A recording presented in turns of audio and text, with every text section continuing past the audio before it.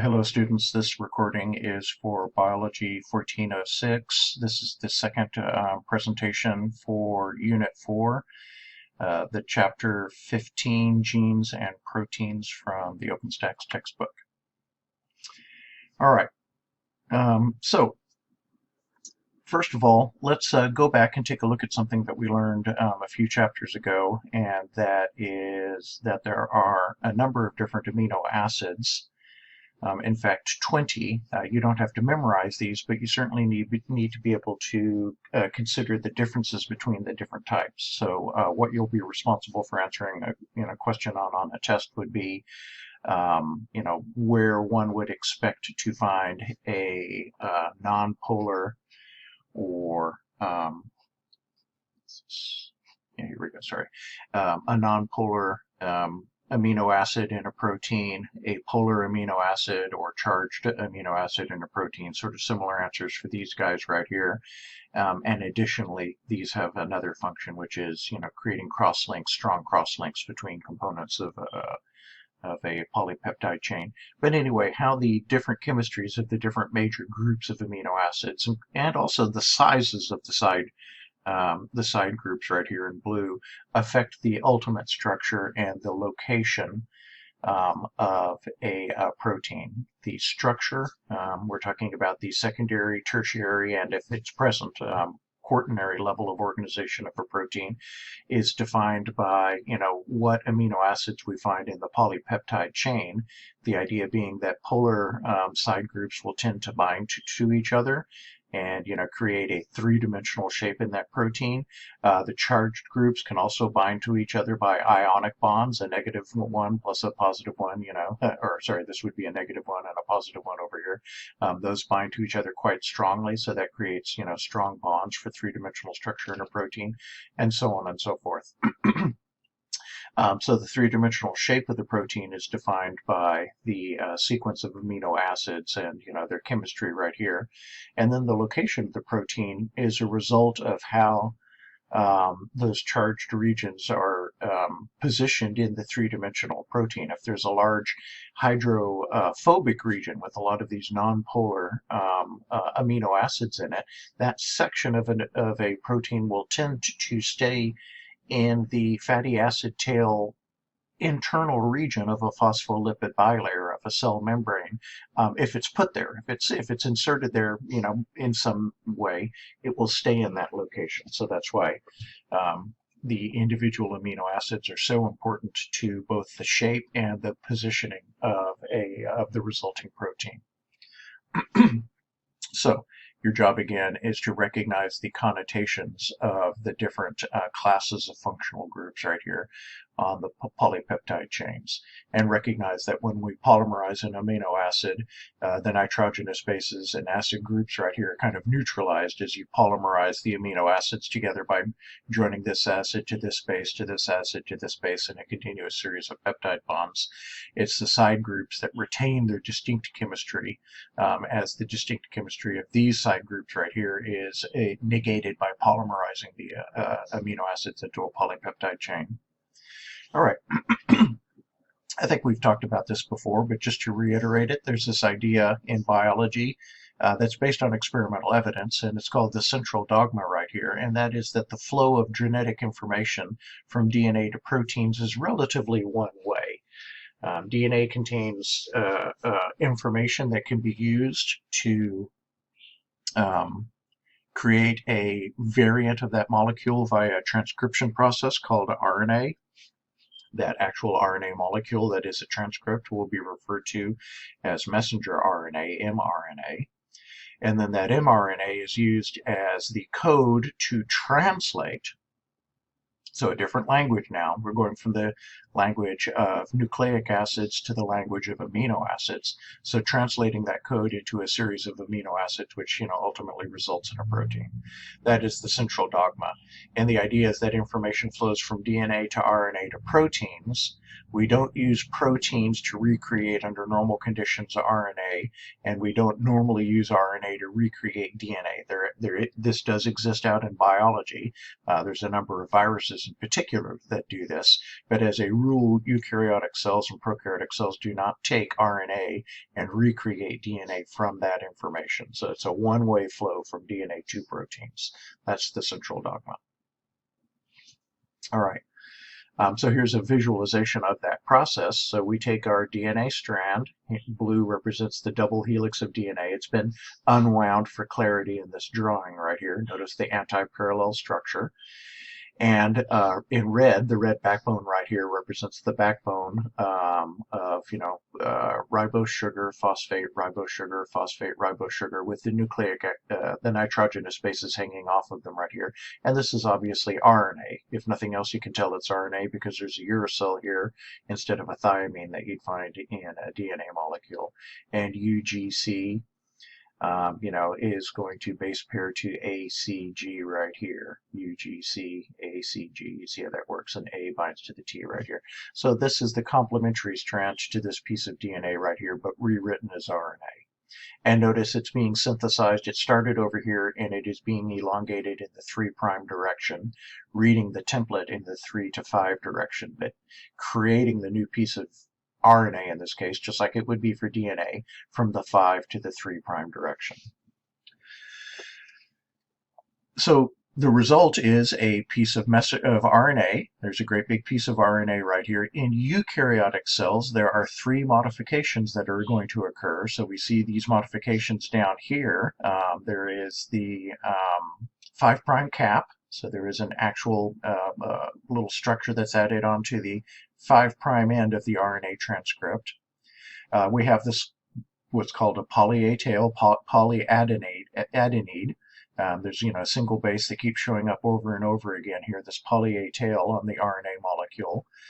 And then we've cut out the introns, N for being kept inside the nucleus, if you will, X for being exported from the nucleus or expressed or exiting the nucleus, whatever works for memory.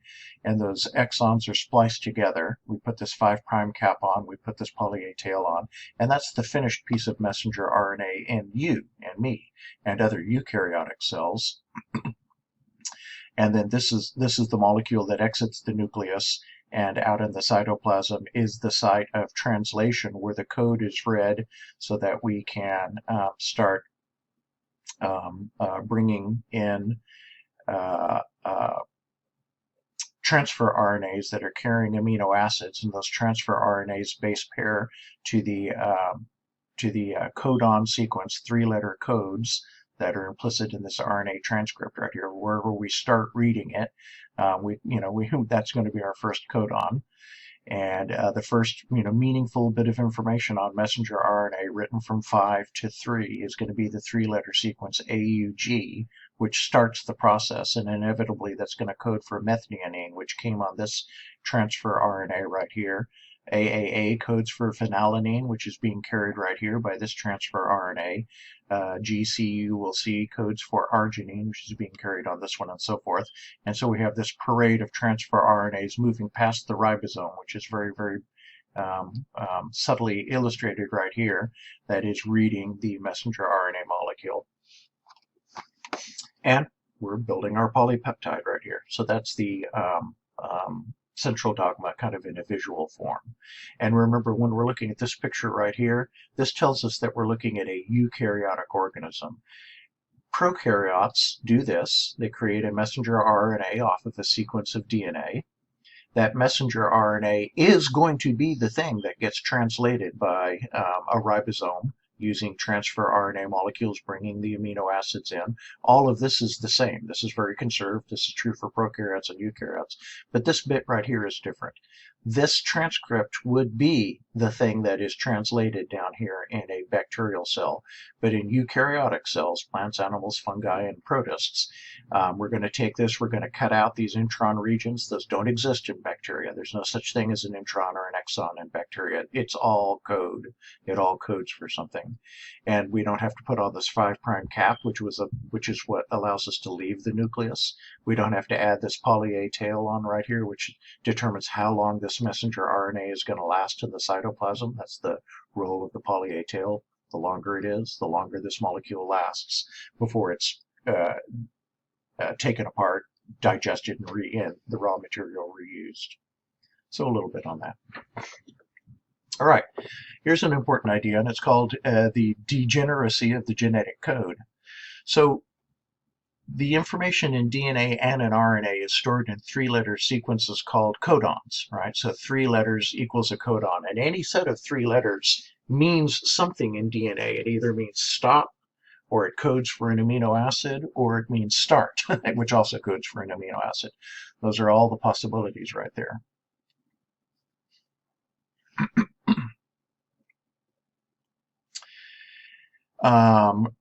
The reading frame just means, where you start reading a chunk of DNA or RNA, particularly RNA, for the translation process into a protein.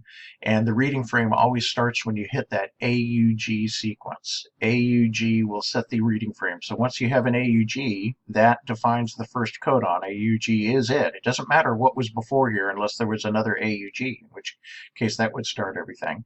And then by definition, here's the next codon, and here's the next one, and so on and so on, all the way down the line. Alrighty, that's what we mean by the reading frame. Let's just skip that idea right there, that there are 6 possible reading frames. That's not an important idea for us right here. If we have 4 letters that we can put together into sets of 3, we'll find that there are 64 possible unique codons, that we can create with that language. There are 4 possibilities in the first position, 4 possibilities for each of those first possibilities in the second position, and 4 possibilities for each of those first and second positions in the third position. 4 times 4 times 4 is 64. 4 cubed is 64. So 64 unique combinations right there that code for 20 amino acids and 3 stop codons. So we can see we've got a lot of extra right here compared to the things we can choose. And what this means is, since all of these actually mean something, is that there's a number of codons that can code for a given amino acid. Here's the so-called genetic code dictionary. And this is written in the language of RNA. You can make this DNA as well. It'll look a little different, but same idea. And so here we've got uracil in the first position. Here we've got cytosine in the first position. Here we have adenine in the first position and guanine in the first position. Then this up here is the second position. So we've got uracil in the second position all the way down, cytosine in the second position all the way down, etc., etc. And as you can see, for phenylalanine right here, we've got 2 different codons for code for that amino acid. 2 that code for leucine, another 4 that code for leucine. So there are 6 in total that code for leucine. 3 that code for ilanine. I think that's right. I can't remember what that one is. Well, let's go check.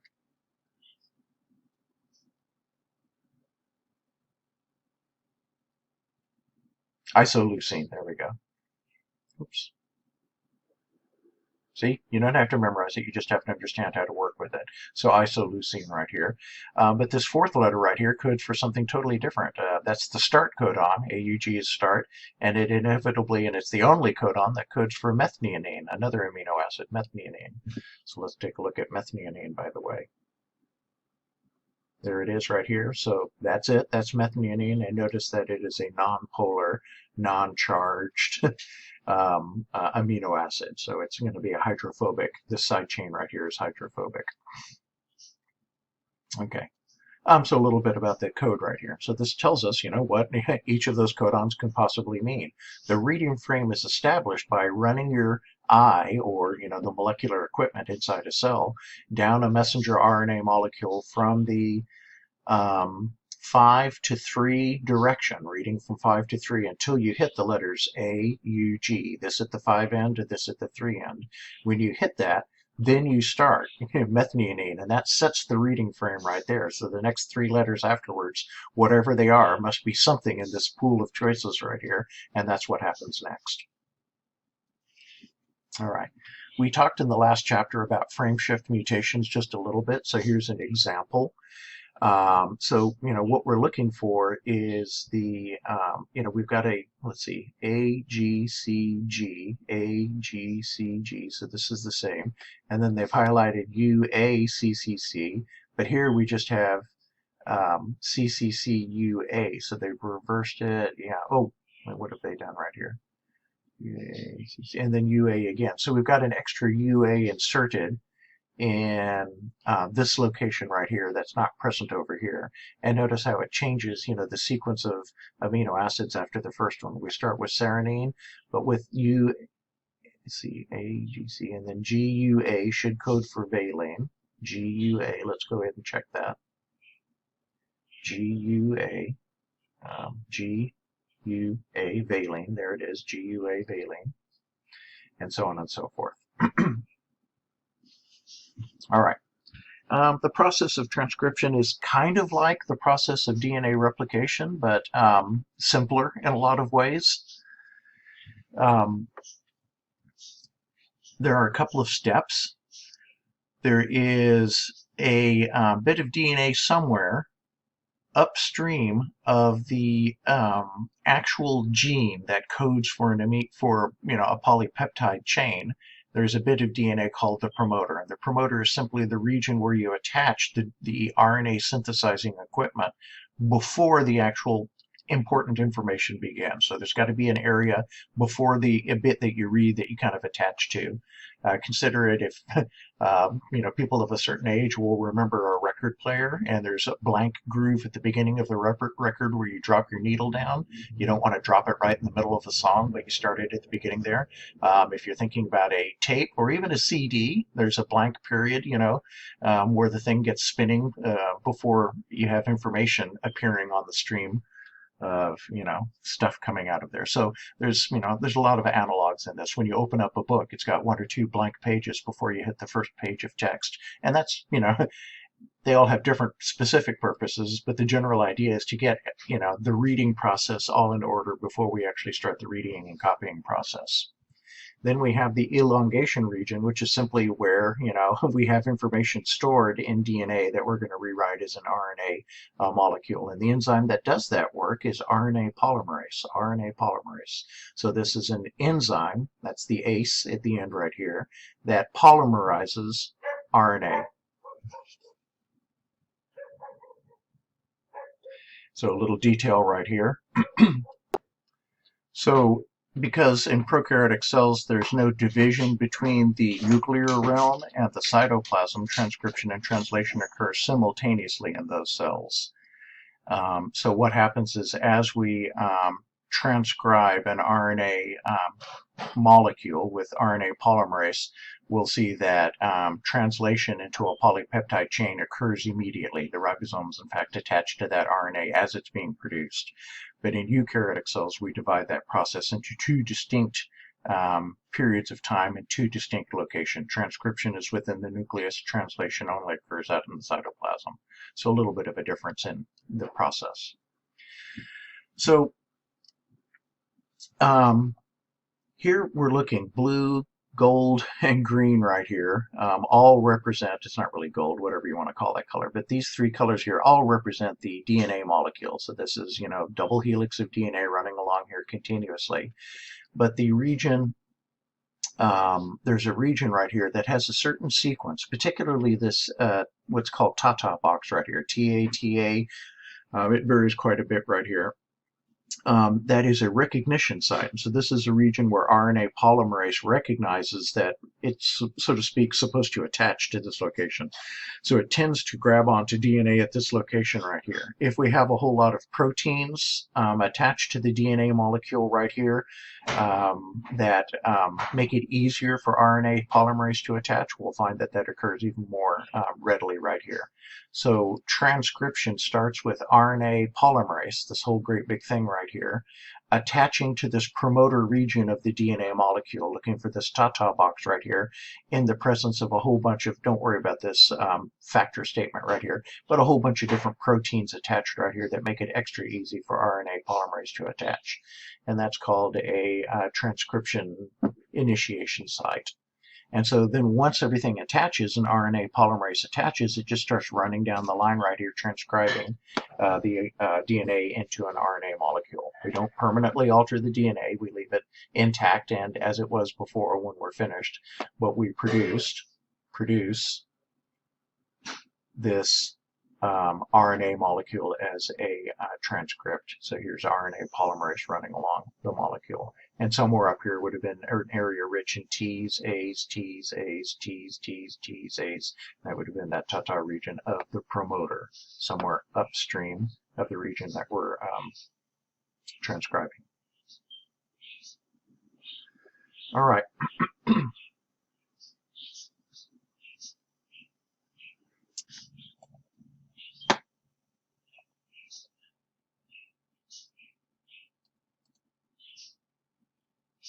All right, so we're taking a look at RNA polymerase and some promoting proteins attaching to a DNA molecule right here. So they're attaching at that initiation site, and then we saw our RNA polymerase running along right here, kind of like very, very rapidly. Where's my mouse? I can't find my mouse here. There we go. RNA polymerase running along, synthesizing an RNA peptide, polypeptide. Sorry, an RNA polymer. Running along right there. So let's go back and look at that again in kind of slower motion. This is pretty frenetic. So here we're seeing RNA polymerase plus a bunch of activation proteins attaching, which releases the RNA polymerase to run along polymerizing the molecule. There we go. All right, so mouse. So here we're making the messenger or the RNA transcript. If this was a prokaryotic cell, we could immediately start translating that stream in yellow coming off of it. If it's a prokaryotic cell, we're going to have to do 3 edits to it, exons and introns, 5' cap, poly A tail, and then export it from the nucleus, and then we can go ahead and translate it. So we're seeing this process going along. And look at that. Those are all the monomers, the RNA monomers in gold entering the duplication site right here. So we've got to have raw material, raw RNA molecules. So that's kind of an interesting high quality animation of the process. Sorry about the speed. It's really a quick one. Okay.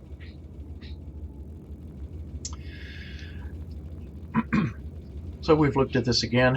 RNA, the elongation phase just means, RNA polymerase running along a DNA molecule and copying what it sees until it hits something which stops it. As you can see right here, elongation occurs at about 40 nucleotides a second, quite quick. And what stops the transcription process?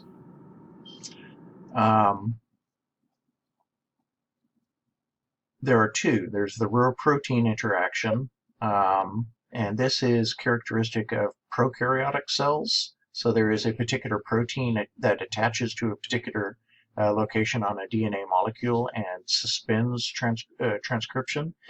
In eukaryotic cells, the Rho-independent pathway right here is typically, sequences in the DNA strand itself downstream of the coding region, which cause RNA polymerase basically to kind of lose its grip on the DNA molecule and let go. And that's somewhat stochastic, meaning that there's not an exact point where it lets go. It just sort of hits a bumpy spot on the track, if you will, and eventually lets go. And that's typical of eukaryotic cells. A consequence is that the RNA produced in a prokaryote has a very distinct end, and it predictably stops at a particular letter every time you transcribe it. In eukaryotic cells, the end of the RNA transcript is somewhat random. It has random lengths. It can vary a little bit. It's not as tightly controlled in eukaryotic cells. So there's some interesting consequences to that process. All right, here we're looking at an illustration of a prokaryotic cell and this process at work. How do I know? Well, we've got DNA, RNA, and ribosomes all in the same locations. That's what these little red areas right here mean. These are the, RNA. These are the ribosomes attached to this that are beginning to transcribe this. So we've got concurrent transcription and translation into polypeptides on in a prokaryotic cell. We're not going to have this sort of situation occurring in a eukaryotic cell. We can't get the ribosomes on the messenger RNA until that RNA is out of the nucleus. All right, here's another animation of transcription, and We'll go ahead and take a look at it.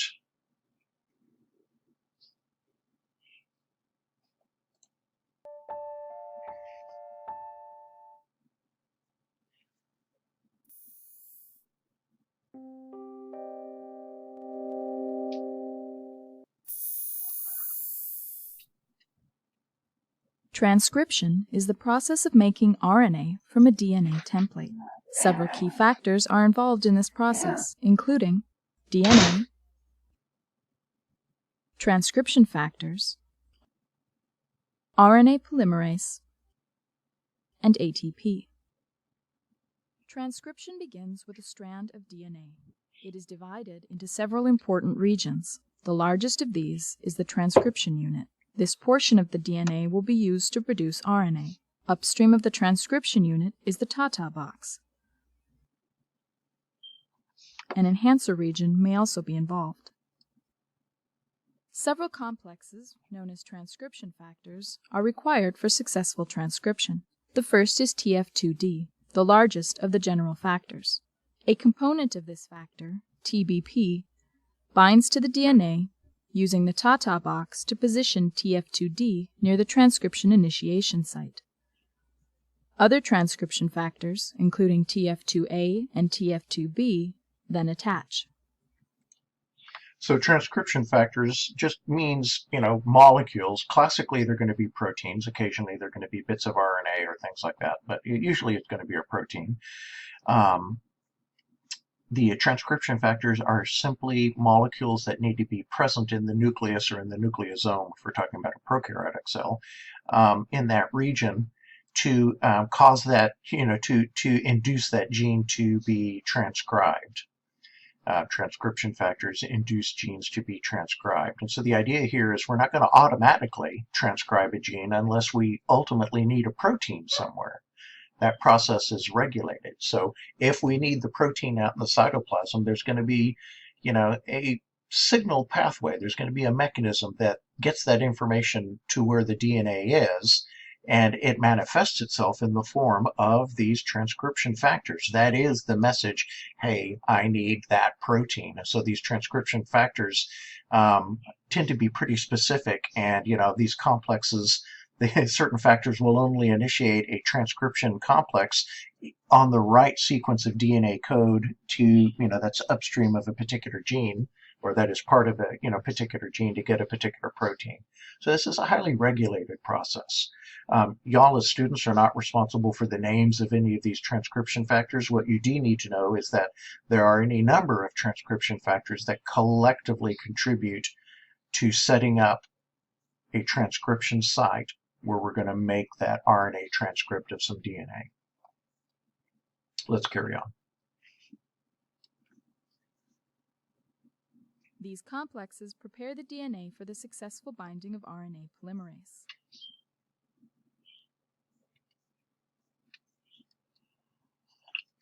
Once RNA polymerase is bound, other transcription factors complete the mature transcription complex.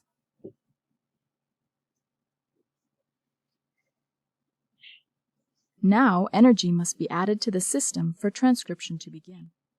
This energy is provided by the reduction of ATP into ADP and PI. RNA polymerase then synthesizes an RNA template from the strand of DNA. Most factors are released after transcription begins. When the end of the transcription unit is reached, the RNA polymerase dissociates and the newly formed strand of RNA is released.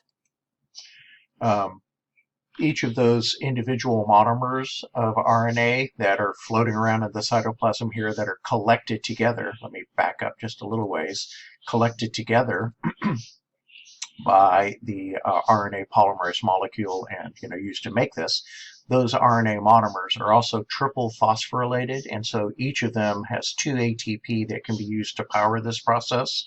The third ATP ends up being part of that sugar phosphate, sugar, phosphate, sugar, phosphate, sugar, phosphate backbone, that holds this whole polymer together.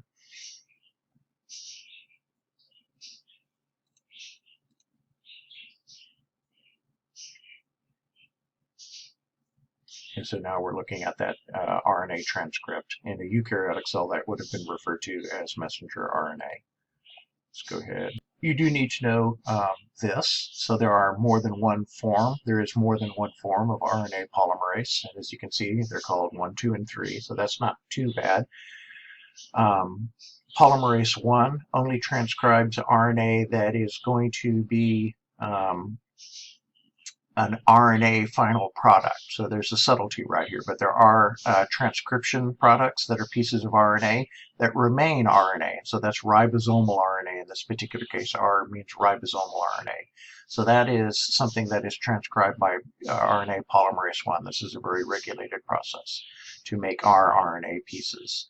RNA polymerase 2 is the one that transcribes DNA to make an RNA molecule that is going to end up being, the code for a protein. So this is the one we're normally thinking about. This is the one that in most of your animations you're looking at. The RNA product coming off of RNA polymerase is indeed going to be read by a ribosome to make a protein. All right. And then finally we have RNA polymerase 3 right here, which also contributes to this ribosomal RNA transcription and is also the one that transcribes the transfer RNA molecules and also little bits of RNA that are used in gene regulation, a subject that is very interesting but beyond the scope of this lesson right here. But so we have different RNA polymerases, and remember 1 and 3 only transcribe RNA that stays in its RNA form, that will be used as RNA to do a function. So this is an enzyme made out of RNA. This is an enzyme made out of RNA. Most of your enzymes, of course, are made out of proteins. Those are all synthesized. The RNA transcription is synthesized by RNA polymerase 2.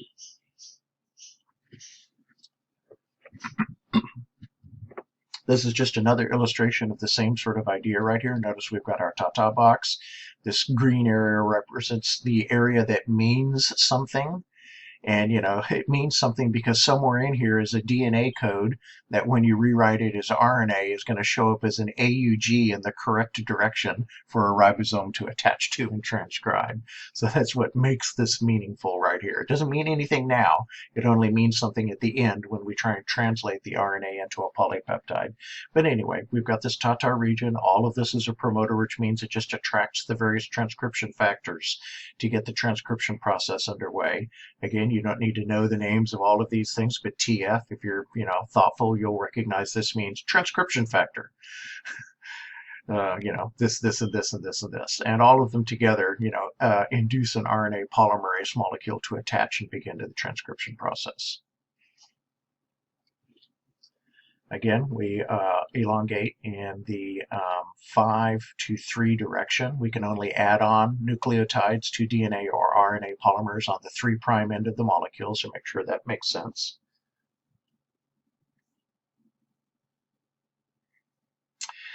We've got some proteins that tackle the histone protein issues, and these are collectively called this FACT group right here. And it's just a bunch of enzymatic proteins that disassemble the histones in eukaryotic cells so that DNA polymerase can continue on down the DNA double helix through these things right here. So there's obviously got to be something that takes care of that problem, and it's a complex of proteins called the FACT complex.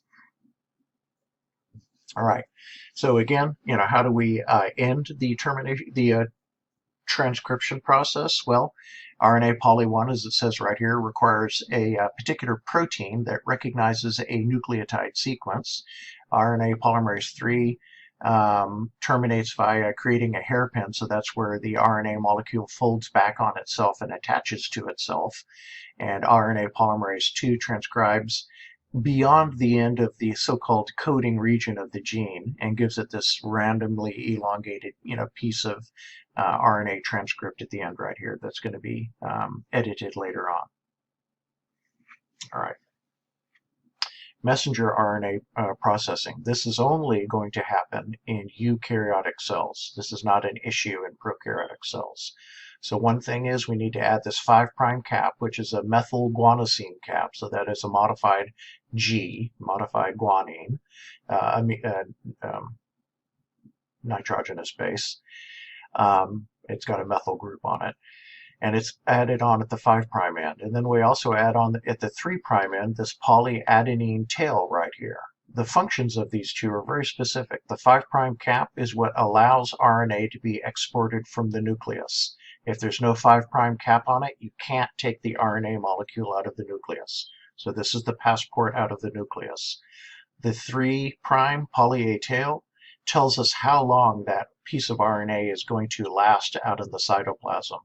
The longer it's there, the more times ribosomes can attach to it and translate it. The shorter it's there, the fewer times ribosomes can attach to it and translate it.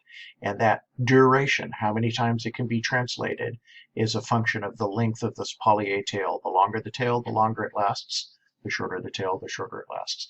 And then finally, we splice out these introns. We actually we excise the introns and splice the remaining exons together. The exons stay, the introns are cut out and kept inside the nucleus. And then once these three things have been done, the result is completed messenger RNA, which is exported from the nucleus into the cytoplasm. So here we're looking at that again. Here's the raw transcript. So again, we've got exons and introns. When we splice, what we're talking about is cutting out the introns and then splicing the 2, 3, in this case, exons together into a continuous strip. One other detail is that there's going to be a UTR, untranslated region, UTR, untranslated region, above and before the coding region of the gene and after the coding region of the gene. So this is messenger RNA has 5 things of importance. The cap that gets it out of the nucleus, an untranslated region right here, which is where we can well, we'll talk about that later. Then the coding region right here, and by definition, the coding region starts with the first AUG. So the beginning of this exon, by definition, is going to be AUG right here. Then we're going to have an uncoded region past here. So somewhere along here, we'll have a stop codon, and we'll stop the translation process. And then again, that poly A tail determines how long this molecule lasts in the cytoplasm. And if it's, and just to make it clear to you, RNA, DNA, proteins, all of those molecules, well, sorry, let's leave DNA out of it, but in the cytoplasm, RNA and proteins all have a shelf life. They last a certain amount of time before, like a checklist, they're removed, gotten rid of, and fresh copies are made, because what happens is, errors and breaks and poor repairs occur to everything, or things get folded up in weird ways so they're not working correctly or what have you. So the idea is everything gets recycled in the cytoplasm of a cell. There's no molecule that lasts, for the entire life of the cell out of the cytoplasm. They're all recycled and rebuilt pretty continuously in a fully functioning nucleated cell. All right, splicing. Naturally, we've got to have something that does that cutting and splicing. So, pre-messenger RNA splicing, which is where we cut out the introns and put 2 exons together, requires a pile of proteins and, a great big, which are, and some pieces of short ribosomal fragments right here that base pair onto this RNA right here. Sorry, ribosomal RNA sections. Anyway, the spliceosome consists of a great big protein, or proteins, and some bits of RNA that base pair to sections of RNA on the messenger RNA right here, and cut out that entire thing, plug it together, and attach the remaining exons together. And the entire thing is referred to as a spliceosome.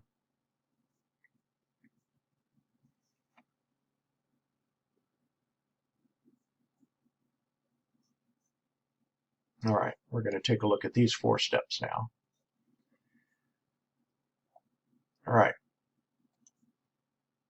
All right, so what we're looking at right here, as it says, is a space-filling model of a transfer RNA molecule. So this thing's made out of RNA. It's an RNA molecule folded up on itself, base pairing, a U to an A G to a C, just like in DNA in the double helix, but it's a single molecule kind of folded up on itself right here, a single long strand knotted together.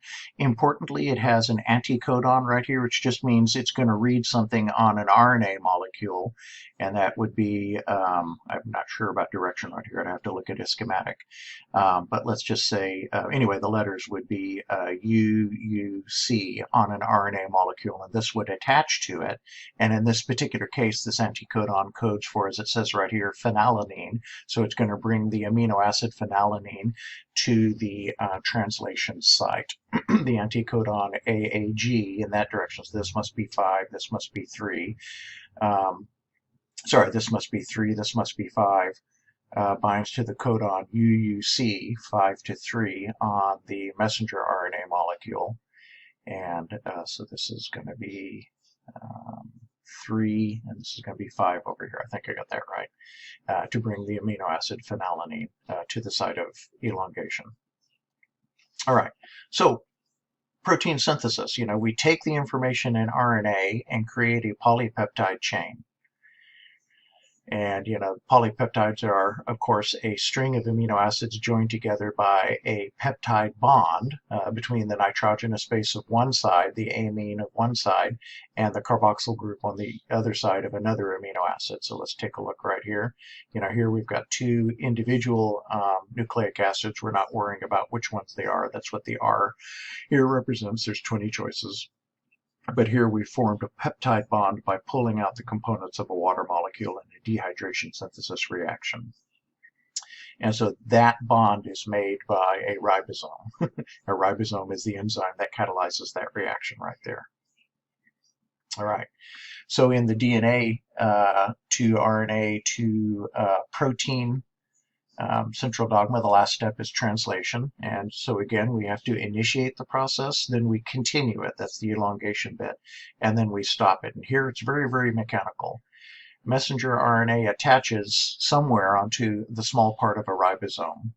And then it slides along until it hits an AUG code. When it hits A, and this is 5, and this is at the 3 end right here, AUG, when it hits that, the appropriate transfer RNA bringing methionine, because that's the only thing that AUG codes for, is going to attach at that location. And then the other half of the ribosome attaches, and so now the elongation complex is finished. Small subunit of the RNA, messenger RNA attaches, transfer RNA bringing methionine to base pair to AUG, large subunit of the ribosome comes along, and now the whole system's ready to go. And now it just starts reading codon after codon and putting amino acids in. Each amino acid is bound by its own particular version of a transfer RNA molecule. There's a transfer RNA for each of the amino acids. And then when we hit a stop codon, and there are 3 possibilities, when we hit any of those 3 stop codons, we cease translating the polypeptide chain, and that's the end of the process. All right. As it says right here in eukaryotes, the amino acid chain gets moved into the endoplasmic reticulum typically for further processing. This is not always the case, but often the case that we'll go ahead and move to another compartment for the next stage in work, but that's for another chapter. All right, so let's look at those stop codons back at the beginning of the presentation. UAA, UAG, UGA all code for stop, and that's written 5 to 3 in that direction right there. So we've got 3 different, 2 different versions of this UA molecule that code for stop, UAA or UAG. Notice that UAU or UAC codes for tyrosine, another amino acid. And then we've got a 3rd stop codon right here that also works. But again, there's only one start, so you need to know that one, AUG, and it codes for methionine. That's the one pairing that I require you to know, and that's going to show up on a test question. I won't ask you about any of these direct pairings. You can look at this thing right here and make those determinations by looking at the dictionary. But this one I want you to memorize, and I want you to know that there are 3 stop codons.